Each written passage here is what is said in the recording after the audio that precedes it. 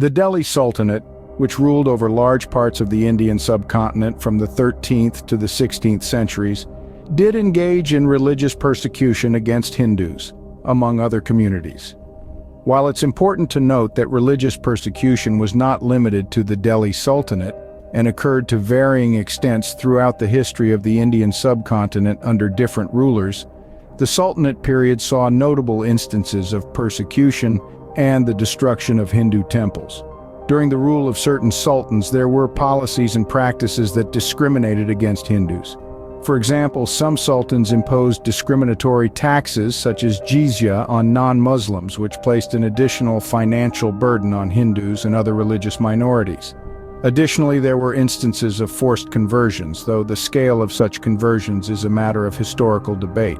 The destruction of Hindu temples also occurred during the Delhi Sultanate period. Some Hindu temples were demolished as acts of conquest or to assert Muslim dominance over newly conquered territories. The most infamous case is the destruction of the Somnath Temple in Gujarat by Mahmud of Ghazni in the early 11th century, which predates the Delhi Sultanate but set a precedent for temple destruction by subsequent Muslim rulers.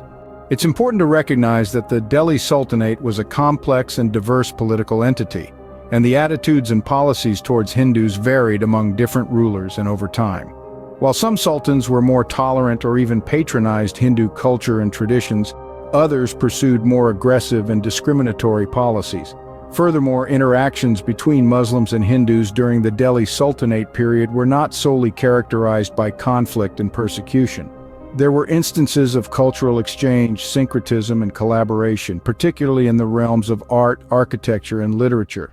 Overall, while the Delhi Sultanate did engage in religious persecution against Hindus, it's essential to approach this topic with nuance and recognize the diversity of experiences and interactions between different religious communities during this period of Indian history.